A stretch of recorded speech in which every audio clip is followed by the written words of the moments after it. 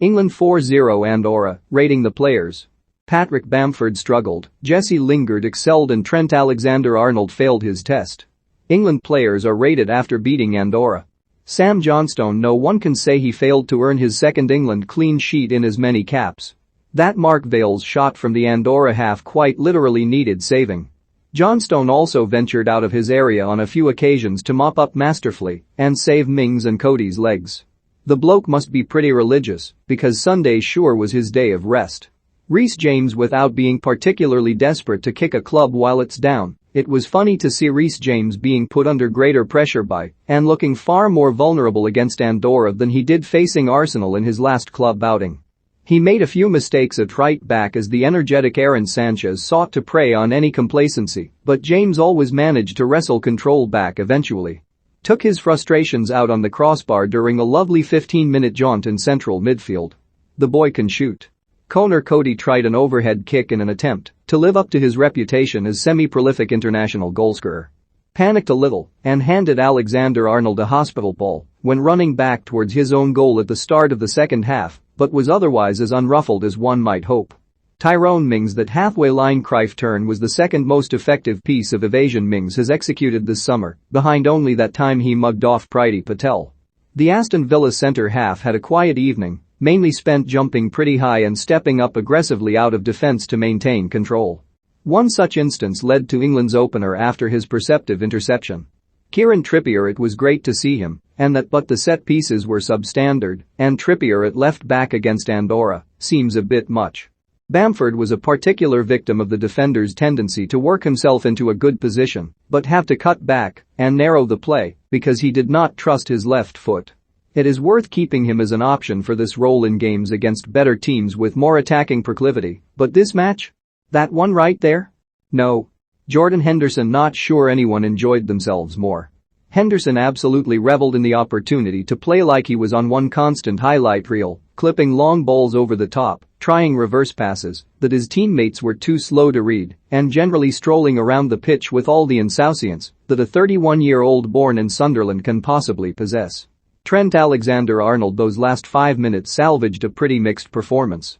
The greatest quick corner Alexander-Arnold has ever taken led to the fourth goal, and some lovely skill almost played Lingard in for a hat-trick soon after. He notably improved after being shuffled back into a more familiar position at right back, save for when he compounded Cody's poor pass with a wild hack that Henderson had to clean up. But this should put an end to the cries for him to play in midfield. He looked uncomfortable and inhibited, even having one of his trademark half-volley passes blocked and skying a first-half free kick from a glorious spot. Fullbacks generally exert more influence in the modern game, so trying Alexander-Arnold in a nominally more forward position was always something of a misnomer. There was some delightful movement off the ball, it should be said, just without those flashes of technical brilliance. Bellingham a real delight to watch. The way he glides and always looks for a progressive pass is lovely. His close control is exceptional, eliciting joyous cheers from the crowd early on with sumptuous skill, before a clever drag back and quick pass in the build-up to the opener. Some more wonderful touches and ingenuity followed thereafter before his removal on the hour.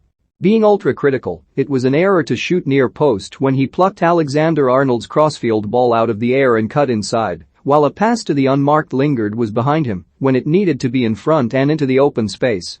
They are slightly better than the mistakes us mere mortals make at 18, and infinitely less soul-destroying. Can't wait to see which Premier League club ruins him. Jesse Lingard. The propensity to infuriate people through no fault of his own is impressive. The sight of a 28-year-old man thoroughly enjoying his work grates with many, as does the fact he remains crucial to Southgate's England, despite seemingly being stuck on the Manchester United bench. But Lingard has never let his country down and was not about to start on Sunday. He took his 2 goals excellently, combined well with Bamford, and even paid tribute to Dele Alli by trying to recreate that goal against Crystal Palace in 2016. That wedge over the Andorra keeper when put through in the 21st minute was so sublime that the officials should have considered ignoring the whole offside thing, while the slight delay in disguise for the pass to Saka in the lead-up to his and England's first goal was great. Gave Grealish something to enjoy from the bench by being fouled about 427 times. Should probably get used to his national team presence for another couple of years. Bukayo Saka. A performance underpinned by slight imperfections. The open goal missed thanks to a slight deflection off the Andorra defender, the cross to Bamford that was headed straight to Lingard who finished well, the lovely dink to Bamford that was just beyond the striker, the clever low ball to find Bamford's near-post run that was defended excellently, the inability to hold his run, and then to beat the keeper before being ruled offside. But the appeal with Saka is that he never relents and constantly tries something different. Few players combine incisive passing with explosive dribbling and unpredictability quite so well. A goal and an assist is a fine return. Patrick Bamford not quite on the same wavelength as his new teammates.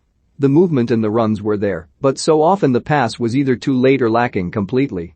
He is the most stylistically similar striker to Kane that England have, and there were signs of that.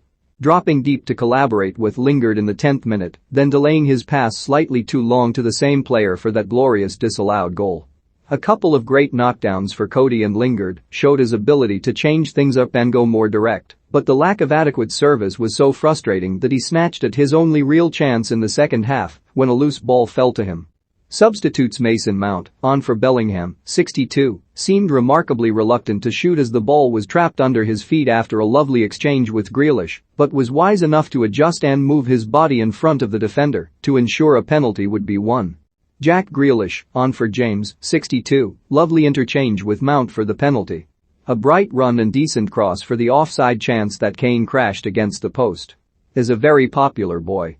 Harry Kane, on for Bamford, 62, padded those stats like a true pro.